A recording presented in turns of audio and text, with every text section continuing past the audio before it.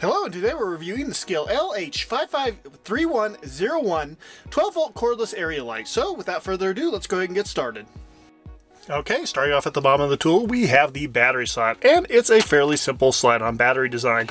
Now, I will say when you first slide the battery on, there's a point where you think you have it clicked in, and you can power on the light, but the battery isn't fully inserted, and if you make any sorts of sudden movements, well, you're going to lose your battery. So make sure that you always have the battery fully inserted into the tool, and you should have a few less headaches because you won't have to be picking up your battery off the floor, and there's less of a chance of the battery breaking. So just something to be aware of. Now, there is a little bit of play and looseness to speak of when the battery has been fully inserted into the tool, but there isn't enough for me to be concerned, and I haven't noticed any sorts of issues with the power being disrupted when it's going to the light, and I haven't had the battery fall free when I've dropped the tool, as long as the battery's been fully inserted. So quite frankly, it's an acceptable design, but the overall tolerances could be a little bit tighter. Now, with a 2 amp hour battery, this particular light will have a runtime of around 12 hours on low and about 5 to 6 hours on high, which is a fairly good runtime, and I'm perfectly happy with the performance there. So quite frankly, no real complaints there either. So as far as I'm concerned, the battery slot is acceptable and the runtime is fairly decent. So no real complaints. Moving on.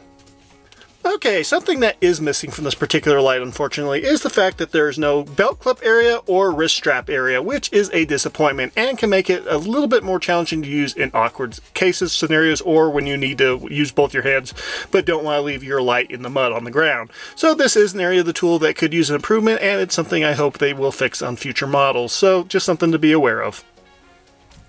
Okay, next up we have the grip, and I have to say it's a fairly good showing here. It's nice and comfortable. There's plenty of rubberized texture with plenty of divots and grooves and ridges that help you maintain your grip on the tool, and there is a hard plastic area that will help you maintain your grip on the tool as well. So I don't really have any complaints about the grip, and it's very comfortable, and it keeps your hand right where they need to be, and it's just, you know, it's just a good grip. The rubberized texture is nice and comfortable. It's a little bit on the soft side, but I don't think there's really any major issues here, and I think it gets the job done. So the grip gets a pass for me, and I actually really do enjoy using this particular tool because of the grip. So yeah, moving on. Okay, next up we have the trigger, or the on-off switch. Now, the on-off switch or trigger is located where the trigger would normally be, but instead of a hard plastic, trigger, you're getting a button with a rubberized cover. The rubber is fairly thick, but I could see it being prone to being torn or punctured, so just remember to be a little bit more careful than you would be with a typical drill, and you should be fine. Now, when you press the button once, the light will turn on to its high mode. Press it again, the light will turn on to its low mode, and then a third press will turn off the light. Holding the trigger for any length of time won't do anything other than, well, turn on to whatever the following mode is. So, quite frankly, it's a fairly simple design with no smart features, but I'm okay with that, and only having 2 modes means that it's a less irritating light to use than something that has, 20 modes and a strobe function. So, quite frankly, I'm perfectly happy with this particular design, and it gets a pass from me without any sorts of complaints. You can cycle through it fairly quickly, and so it's, well, completely usable in pretty much any situation. So, it gets a pass from me. Moving on. Okay, next up we have the hinge that holds the panel light. It's a fairly simple design, and it's a completely smooth, hinge. There are no positive stops, so wherever you put the light, that's where the light will stay, as long as it doesn't get worn out. But even if you do experience some point where the panel light might not be staying where you put it, there is a screw there that you can tighten down, so I'm not really too concerned about the overall design here. The one thing to keep in mind that if you are planning on using this while running or jogging, it will probably adjust itself or flop back and forth and wear out quicker, so I would advise, stationary positions or walking positions only, and you shouldn't have any major issues.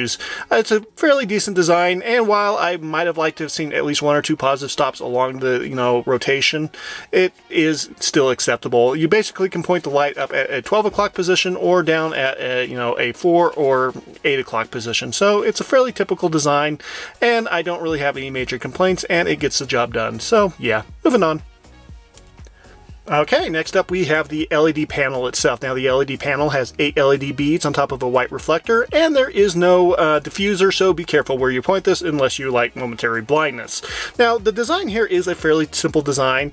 It's able to produce about 400 lumens on high, and it produces about 200 lumens on low. You'll get a runtime of around, 12 hours on low with a 2 amp hour battery, and on high you're looking 5 to 6 hours with a 2 amp hour battery. So really no complaints there. The color of the light is a nice neutral neutral white color, which pairs really well with Ryobi work light, so you don't have to worry about any sorts of drastic, too cool or too warm. It all matches up fairly evenly if you have lights from different brands. So I do like the color and temperature of the light, and while it doesn't produce a ton of light, it's going to work just fine for your, close-up inspections or small workspaces. And quite frankly, it definitely fills a role in my tool lineup that my other previous work lights were not filling. So quite frankly, I do like this particular design, and I think it does a fairly effective job at illuminating close and small areas. So yeah, moving on. Okay, here's a quick comparison for size. Overall, it's definitely quite a bit smaller than the Ryobi light when it comes to the size of the battery area, but when it comes to the main body of the light, they're fairly comparable.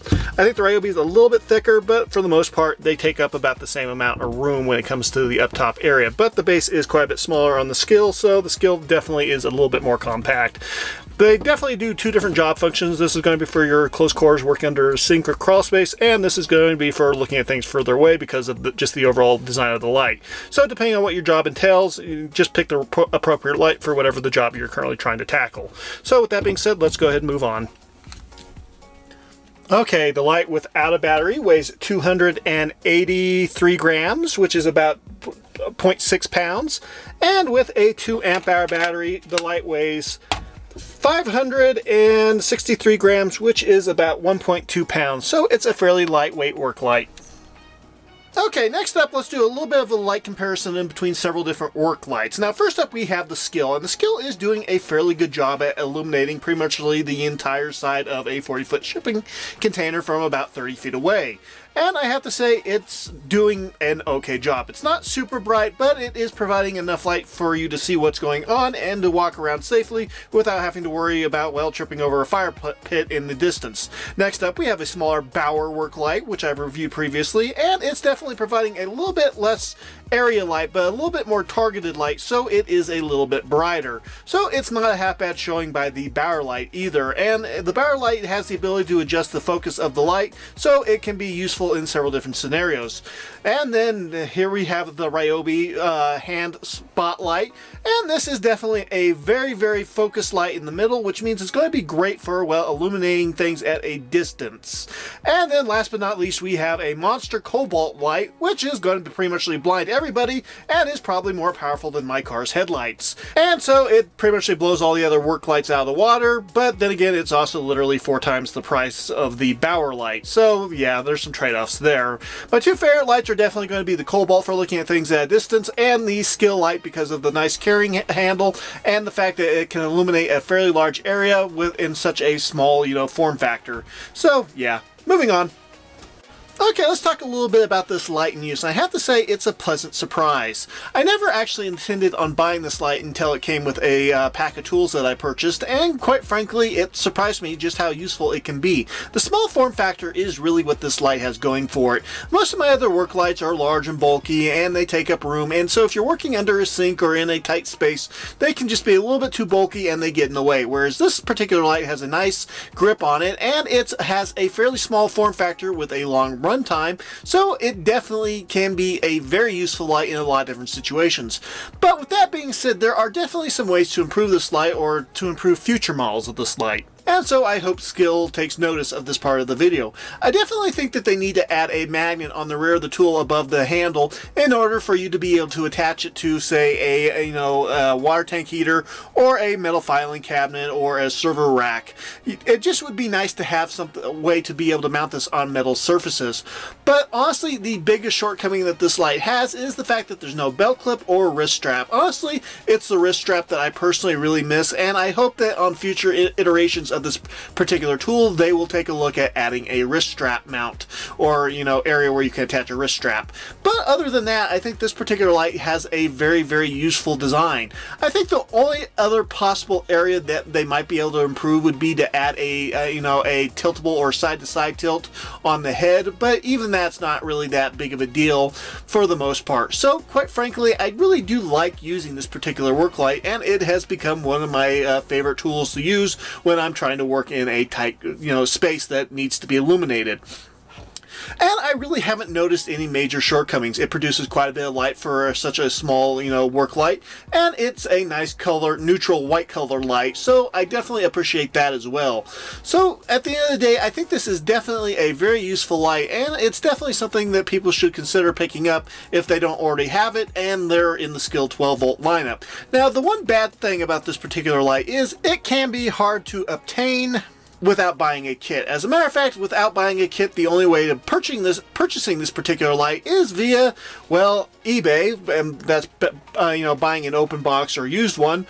Or I've also seen that there is a website where you can go buy one as part of a replacement part website. I don't know, it's kind of weird, but you're going to pay about $36, so I think going to eBay is just the better, way of going about attaining one of these particular work lights. But it is kind of odd that, Skil doesn't have the option of buying this particular light on its own, and I hope that if they do end up, releasing a newer model of this particular light in the future, they make the upgrades I suggested in this video, and they make it a fairly affordable light around the, $25 to $30, and I think that this would be a great option for a lot of different people who are in the Skil 12-volt system. So with that being said, let's go ahead and recap with the pros and cons.